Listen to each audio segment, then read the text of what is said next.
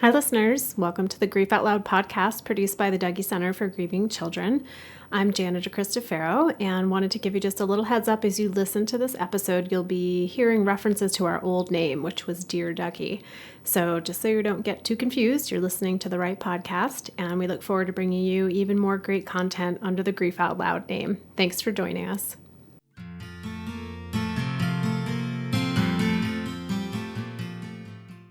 Hello, everyone, and welcome to episode 28 of the Dear Dougy podcast. Can't believe we're getting so close to episode 30. And the Dear Dougy podcast is produced by the Dougy Center for Grieving Children in Portland, Oregon. My name is Jana DeCristofaro. After over 30 years of listening to the stories of grieving children, teens, and adults in our grief support groups, we wanted to share what we've learned from them with the larger community.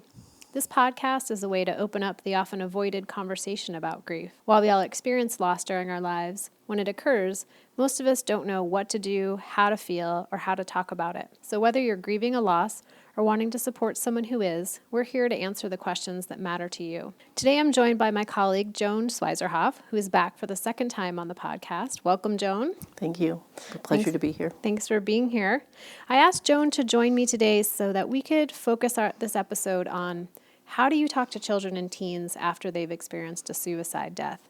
For those of you who are regular listeners, you may have already heard our past 3 episodes where we talked about the research, the terminology, some of the more general concepts around suicide, but we haven't yet talked really specifically of how do you talk to kids, how do you talk to teens, how do you help them when they've experienced a suicide death. And Joan's the perfect person to be on this podcast because she joins us with over 2 decades worth of professional experience working every week with kids who have experienced a suicide death. And she also has a personal connection to the issue as she supported her 2 teenage stepsons after her husband and their father died by suicide. So Joan, maybe we jump right in with the number one question we get all the time from parents and from other caregivers, which is, how do I tell my child that someone in their life has died by suicide? And when I'm listening to people ask me that question, the sort of underlying question behind it, the one that's not spoken, is usually, do I have to tell my children? Tell us a little bit about your take on that. I think that one of the concerns that families have is that because suicide is such a stigmatized death, that there is a community concern about how they might react to that. And so people just are afraid that their children aren't going to be able to handle that situation or aren't going to be able to handle the criticisms or the comments that other people might have because it's an adult issue. And what we find with children is that they will know the information, they will hear the information in some way, whether the parents tell them directly or whether they see it on Facebook or they hear parents talking about it or some other people in the community come to them and tell them directly. So our take on that for adults is to say, if you tell the children the truth honestly, then they will hear it from someone who is caring for them as opposed to hearing it in a way that might be not helpful or destructive to them. And maybe not as accurate and as well. Oftentimes not accurate. So we have adults who they hear that their husband, their wife, their parent, whoever it is that's died by suicide, they're struggling to understand what that means for them. And they've been raised in a climate in our culture which stigmatizes suicide death. So they're already coming to the table with a lot of obstacles to talking openly with kids. What are some ways that you help parents and caregivers understand how important it is to tell kids the truth? We've talked about how if adults aren't telling them, they may hear it from somewhere else or they may already know. What are some of the challenges that come up for kids when they aren't hearing it from their caregivers? I think that when children aren't hearing the truth or have this sixth sense that says, I know something else is going on, they make up a story for themselves to make sense of it because they realize that the information that they're getting is not right. The adults don't come across as honest as they might if it's the truth. So they start making up their own stories. And oftentimes their own stories are even more tragic or more concerning for a child than if they hear the truth. And so it seems like, too, a lot of kids, more tragic, more concerning, and somehow they take it on themselves if they aren't getting the honest information from the adults in their lives. They think the adults aren't telling me. They keep whispering every time I come in the room, or they stop whispering when I come in the room. Maybe it's something I did. Maybe that's why Daddy's not here. Exactly. And so, and when we look at the issues of suicide death, and I'm sure that we talked about that in the earlier podcast, that it is a issue of someone's brain not working correctly, that there are issues in the brain, and we look at it to say to an adult, if your person had died of a heart attack, how would you tell your child? What would you share with your child? And how is this different for you? And try to help them to understand that it isn't this big, horrible, stigmatized death. It is a person who was suffering intense pain in their mind that they couldn't stop, and that the reason for the suicide death was because they needed to stop that pain, and that's the only way that they knew to do it. And so if we can help people to understand that it is a physical condition, a mental illness, a disease, rather than this horrible stigmatized death, I think it's helpful for people to be able to then tell their children in an honest way. Which seems like it would also help with some of the fear I hear from a lot of adults of, if I tell them their dad died by suicide because dad was sad, and then what about next time they're sad? Are they going to think that they should do this? And being able to distinguish for kids. Same way we wouldn't say grandma was really sick and died without naming what grandma died from. She had leukemia, or she had, another disease that has a name. The same thing with talking with kids, that, what dad had is more than just being sad, like you and I get sad. There's a bigger thing going on. Something wasn't working in his brain. So he had something called depression or anxiety, or he struggled with addiction, and feel like they should do the same thing. Exactly. The other thing I think about when I talk to adults who are concerned about sharing that information with kids is figuring out, like, what's the holding them back? What's their biggest fear around that? And for a lot of adults, it can be their own embarrassment or their own fear of how people are going to treat them differently. And I remember talking with a mom one time that her ex-husband had died from a drug overdose, and she had so much shame and embarrassment of having been married to someone who struggled with drugs and alcohol. That was her issue, and she was kind of putting that on to her kids and trying to protect them. And she had told her son, well, daddy just fell asleep and he just didn't wake up in the morning. And the son came to group and was so worried about going to sleep at night, because if daddy could go to sleep and not wake up, am I going to go to sleep and not wake up too? And so when that mom realized how it was negatively affecting her son not to have the story, it seemed to help her to be like, oh, this is mine, and I get to work on my own shame and embarrassment about this, but I get to provide my son with honest information that's going to alleviate a lot of anxiety for him. Yeah. I had a family who the father had died of suicide, and the mom told her son that he had died in an accident. And he always kind of had a sense that something was wrong with that story, but didn't know because he trusted the adult. And then his aunt died of suicide, and the mom said, I need to tell him now. And so she came to us and said, what do I say? Because I told him all along that his dad had died of an accident. And so we talked about how important it was to just sit down with him and to say, I made a mistake. I thought I was doing the right thing. But when I told you Dad died in an accident, that's not really what happened. He died from suicide, and his sister, your aunt, also died that same way. And the young boy, when he heard that, burst into tears, and he said, I'm so glad that you told me, because I was so worried that it was something that I had done. It was my fault. Mm-hmm. And now I understand that it's not. Right, so there's the sadness and the heartbreak of the reality of what happened, but then there's things that as adults we can do to mitigate all the additional layers of guilt and shame and fear and worry that kids can have about that. Right. And I think, too, about for adults, like, to keep something from their child that's so present in their life, to have to keep that under wraps, that takes so much energy. Yes. And grief's exhausting enough as it is. And, I share with parents sometimes think about how much energy it takes you just to get up out of bed every morning with the reality of what's happened, and then how much energy you're having to put in to keep the covers on all this information, and how much more energy you'd have available to you if you didn't have to. Exactly. And that can bring a lot of relief to some adults, exactly. too. And I think the other fear that a lot of parents talk about is they're worried that if they talk about the fact that it was a suicide death, that will put in their mind of their child that they too could die from suicide, that that's an option available to them, and they think, if I don't talk about it, then they won't know that that's an option. And what we know in all of the movies and the reading and the social media that's out there, there's a lot of information about suicide, so it's not would not be a surprise for a child to hear about a suicide death. They hear about it all the time. They see about it all the time. And what we know is that talking about it does not cause a suicide death. And I think that helps to relieve families as well, to know that just because it happened and that you talk about it and that you share it, it's not going to cause that person to die of suicide as well.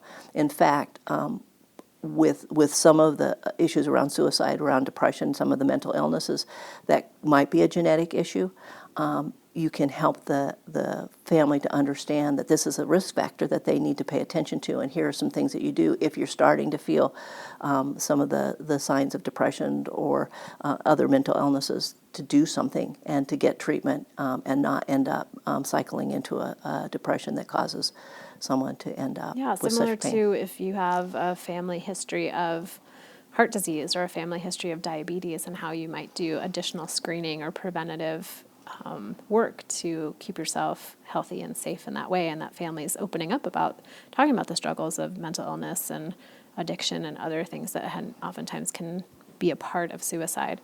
How much more communication can happen between kids and adults when that foundation has been set. And for adults to say, like, I will be honest with you, you can come to me with your questions, I will try my best to answer them. And also to say, I think of when I'm sitting with a child who's grieving, I want to show them that I'm not afraid of their story and I'm not afraid of them. And so as a parent or a caregiver, to say, this is a really heartbreaking thing that's happened in our family, but I'm not afraid of it, and I'm not afraid of you because of it, seems to help kids know, like, phew, at least I've got like home base. Right, and that I can talk about anything with my mom or my dad or the person who's surviving with them. Yeah. All right, so we get to this place where we're like, okay, here's a good reason to talk to kids honestly about it. But then it's like, okay, well, then what do I say? So what would you say to an adult who had maybe a 3 or a 4 or a 5-year-old at home if they needed to share the news that someone died? The stories that my kids use when they come to the Dougy Center are stories like they would say, my daddy's brain wasn't working right. And one child said he made a really bad choice or made a really bad decision.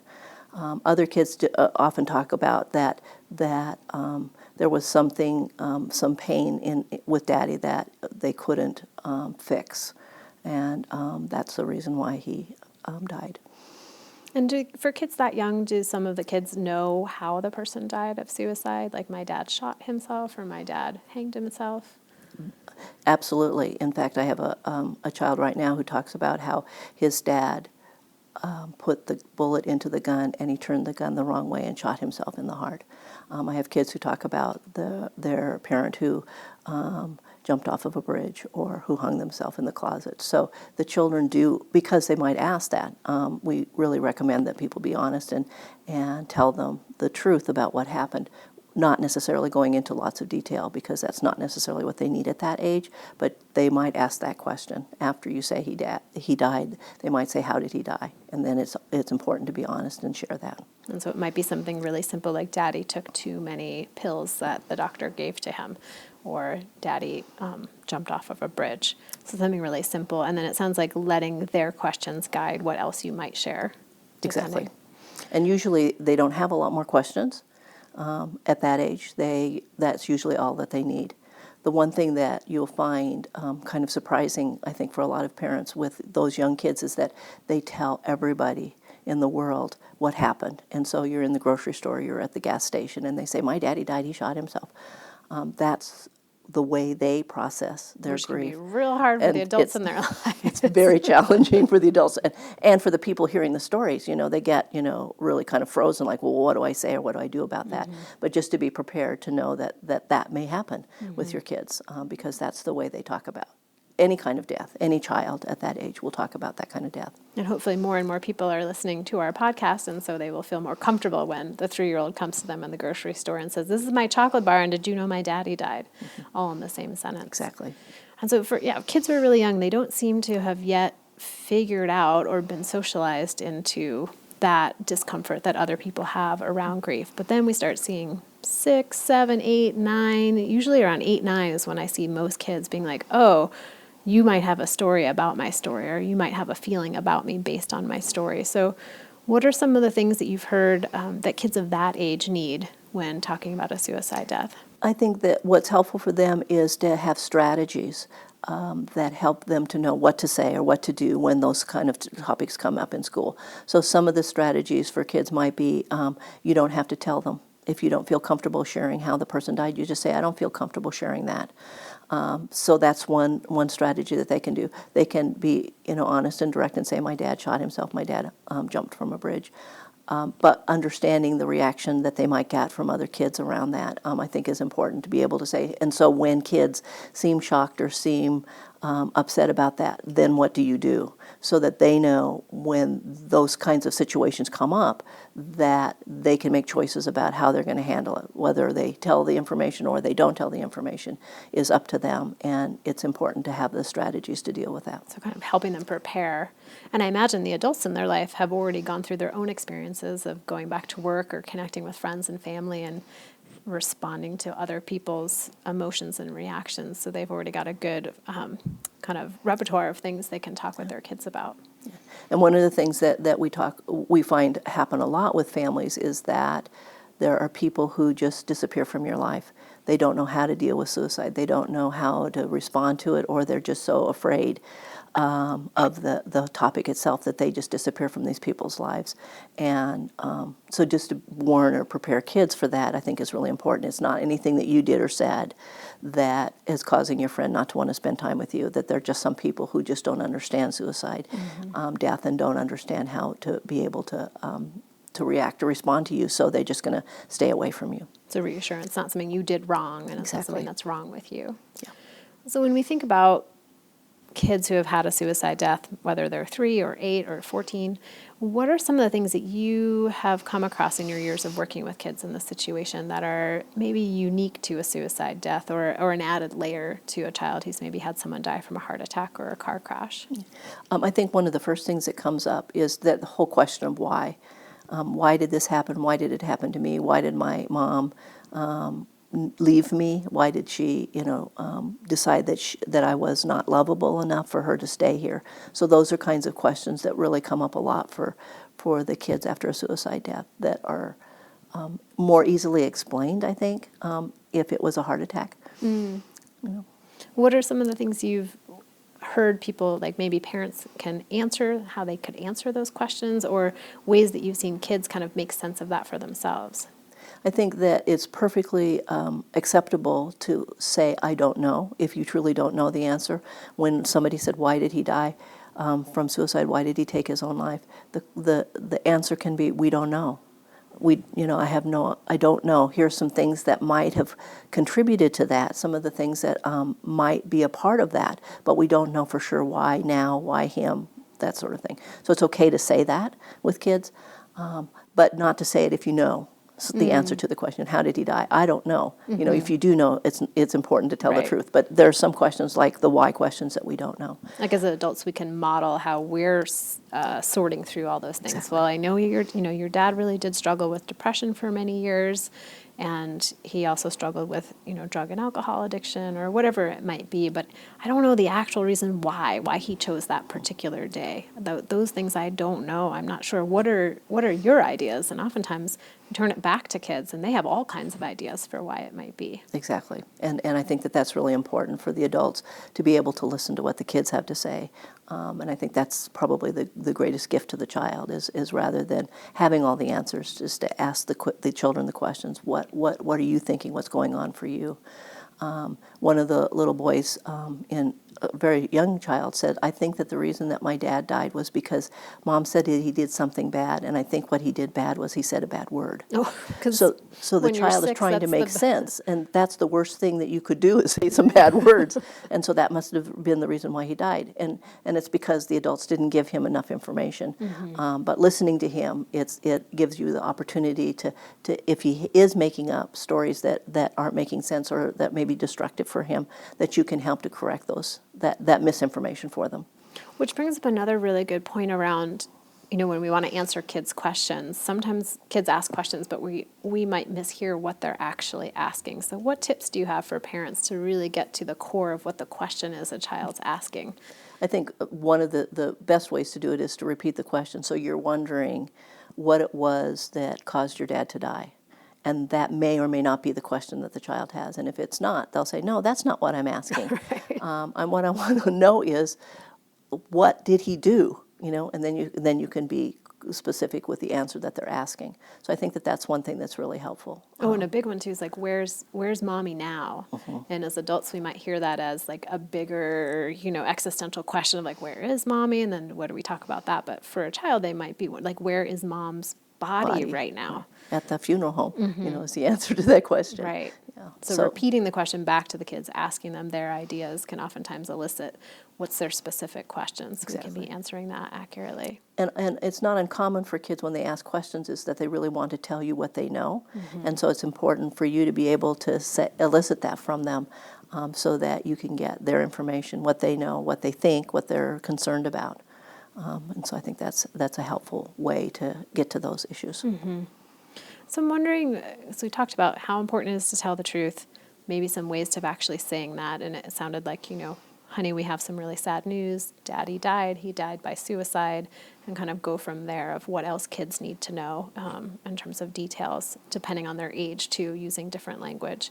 And then do you have a sense of some specific ways to support kids? I mean, I think all our general things hold true of giving kids choices and providing a lot of consistency and routine, being flexible though, and when they need different accommodations for things.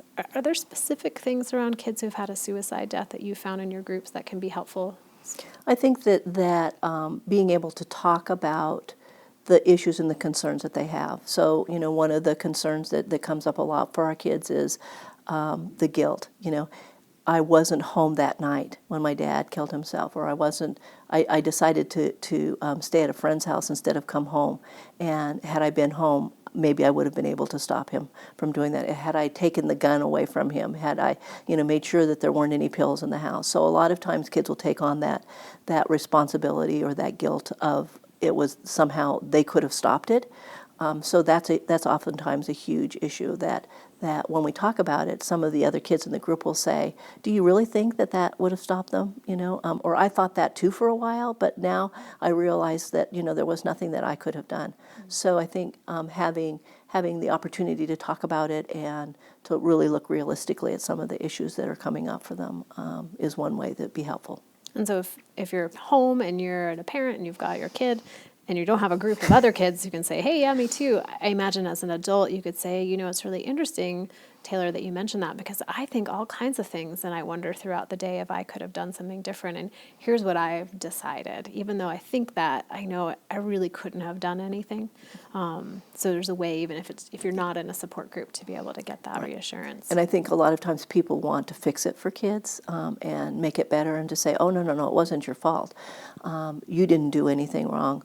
And although that's a message that's helpful for the adults, oftentimes it's not helpful for the kids because they need to come to that for themselves. And so being able to help them investigate, what could you have done? Do you think that was really realistic? Helps them to make that decision for themselves as opposed to somebody saying, trying to make it better for them by saying, it no, wasn't no. your fault, don't feel that way. Exactly. And so I imagine, too, there's a way for adults to let kids talk about what they are concerned about and also share their perspective. Like, oh, honey, I would never expect that that's something you would be able to do because I know it was something I couldn't do, but tell me more about what you're thinking about that. So you can provide both that, like, I don't hold you accountable and I want to make sure there's space for you to talk about the ways that you are worried that you were. Sometimes if there was a lot of mental illness that was happening in the family and it was causing craziness, kids couldn't bring friends home because they didn't know how mom was going to be or how brother was going to act if anybody was in the house, that sometimes they feel a real relief that person isn't going to make their life crazy anymore. And that's one that is really challenging for a lot of people to look at because they think, oh my gosh, you shouldn't feel that way when every feeling that a child has is legitimate and it's okay. And you'll hear that sometimes with kids who maybe someone died from cancer or another long-term illness from the body, not just from the brain. But there's a sense with that one, it seems like, of, well, I'm just glad they're not in pain anymore. And I've heard some of the teens in my group get to that place for people who have died by suicide of, they were in so much pain. And I'm relieved because they were in a lot of pain and it was a lot of suffering for them, and it created a lot of chaos in my life. So I think sometimes that can switch as kids grow older and as adults are processing it as well. You have a teen who says, I am glad that my brother is finally dead because he wasn't a nice person. How often can you say that, and where can you say that? Right. Because he was not a nice person. He was doing drugs. And now he realizes, that was when he first started coming, and now he realizes that his brother really had a mental illness, and that he wasn't being mean or bad because, that's the way he was. It was that he had this mental illness that caused him to be that way. Mm-hmm. And he said it wasn't his fault. But it took him some time to come through that to that point of saying. Yeah. It just makes me think of a younger girl I had in a group. Her dad died of a brain tumor, and he was real cranky for a long time, and they didn't know he had a brain tumor. And when they finally realized that, she still struggled with I think my dad just didn't like me. But as she got older, she was able to recognize just how much of an impact that physical limitation and that illness was creating on his personality. So it sounds like it's really similar for kids who've had a suicide death. Exactly.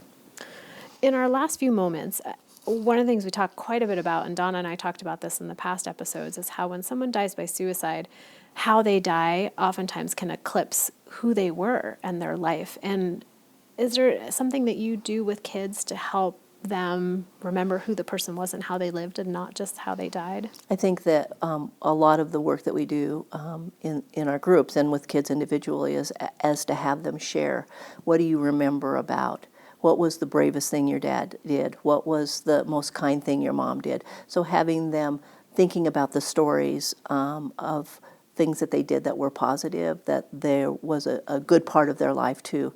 And, recognizing that there was some challenges in their life as well. You don't want to, be sugarcoating it or put them up on a pedestal, but being able to say, my mom had some really good things and she had some really bad things. My dad was really abusive to me, and he used to beat me, and I didn't like that at all. But, sometimes we went to the park, and that was really fun. Or he taught me how to fish, or whatever those memories are. So helping kids remember those things about the person's life, and as adults to model that too. To say, I really remember how kind your dad was every time it got close to Thanksgiving. He really helped me out with all the shopping and the cooking. As a way to kind of have that full spectrum memory of the person who died. And that really changes over time. A lot of times kids, when they're younger, just want to know about the person who died. And as they grow older, they want to know more about the personality or the characteristics. I remember when one of my sons turned 21, he said, I'm really sad that my dad died. I really was looking forward to getting to know him as an adult. I only knew him as a parent. And he was a really good guy, and I was really looking forward to that. And that was his loss. And what for me is helpful for him is to be able to tell him what his dad was like. But he didn't need that when he was younger. He needed to know his favorite ice cream. Exactly. And where he'd like to go on vacation. And remembering the fishing trips that we went on and the camping trips and those kinds of stories, and looking at pictures and saying, remember when we did this or remember when we did that. But when he got to be, a young adult, he really needed to know what the character of his dad was. He wanted to know how he, in some ways, is like him and how he is different from him. And I think that's a really important role that the adults can play in the children's lives as they grow older, is to share the person that he was. There was something wonderful about that person that you loved and cared for, and what are those pieces that are in the children as well. To help them to reflect back who that person was. Exactly. Well, thank you, Joan, so much for sharing all of your expertise. I have a feeling we might have a follow-up because there's so much more to talk about with this issue. We just touched the surface. We didn't get through half of what we were going to talk about today. Well, thanks, everyone, for listening. And stay tuned. I'm sure there'll be another episode with Joan talking more about how to support kids and teens who have had a suicide death. And if you'd like to learn more about the Dougy Center or listen to any of our past episodes, you can find us at dougy.org. You can also check us out on Facebook and follow us on Twitter. And we really want to make sure that this podcast is talking about the things that you want to know more about. So if you have any ideas or questions and suggestions for future episodes, send them our way at help@dougy.org and just throw podcast somewhere there in the subject line. Thanks for listening, and join us again next time. Thanks for listening.